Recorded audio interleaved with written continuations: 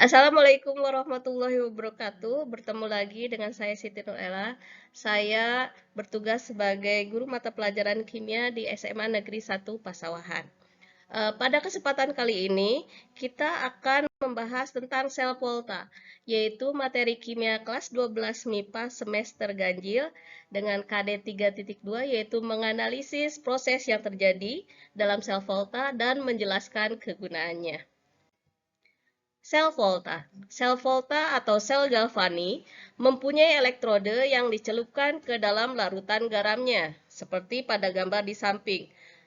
Pada sel volta, terjadi perubahan energi kimia menjadi energi listrik, yang dapat diketahui dengan voltmeter.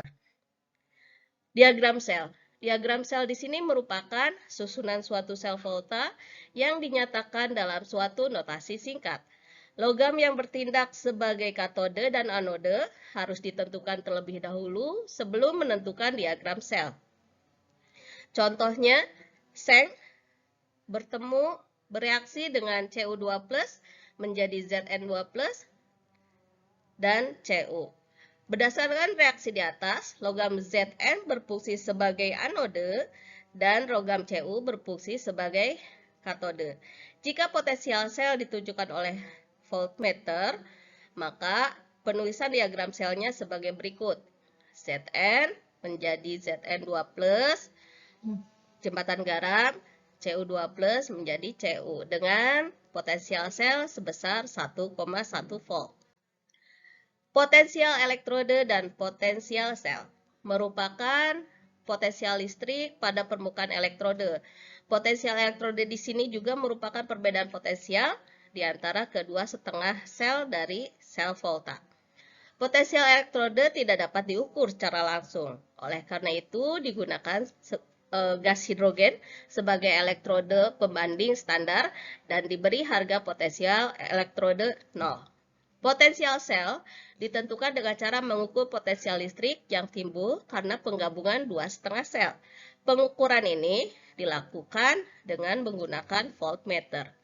Cara menentukan harga potensial sel dalam suatu sel volta menggunakan rumus N0 sel sama dengan N0 katode dikurangi N0 anode. Diketahui potensial elektrode sebagai berikut. Cd2+ plus 2 elektron menjadi Cd, potensial selnya adalah min 0,40 volt. Dan Cu2+ plus 2 elektron menjadi Cu, potensial selnya adalah plus 0,34 volt. Tuliskan diagram sel volta, kemudian tuliskan reaksi selnya, dan tentukan potensial standar sel tersebut. Untuk pembahasannya, berdasarkan data potensial tersebut, potensial reduksi CD ternyata lebih kecil dibandingkan dengan potensial reduksi Cu, sehingga logam CD terletak di sebelah kiri logam C, maka dengan demikian CD bertindak sebagai anode dan Cu bertindak sebagai katode. Diagram potensial sel voltanya dapat disusun sebagai berikut. CD menjadi Cd2+, jembatan garam, Cu2+ menjadi Cu. Kemudian, untuk menentukan potensial standar selnya dengan menggunakan rumus yang tadi, N0 sel sama dengan N0 katode dikurangi N0 anode, maka diperoleh hasil N0 katodenya 0,34 volt dikurangi N0 anodenya min 0,40 volt. Jadi N0 selnya adalah plus 0,74 volt. Penerapan sel volta dalam kehidupan. Di sini yang pertama sel volta primer. Sel volta primer contohnya sel baterai yaitu terdiri dari sel kering karbon dan sel perak oksida. Kemudian sel volta sekunder di sini merupakan sel volta yang jika habis dapat berfungsi lagi setelah dialiri arus listrik. Setelah sel volta sekunder, yaitu contohnya ada sel aki timbal asam dengan baterai litium.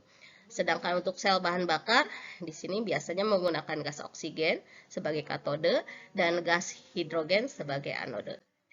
Terima kasih, demikianlah paparan tentang sel volta. Semoga dapat bermanfaat.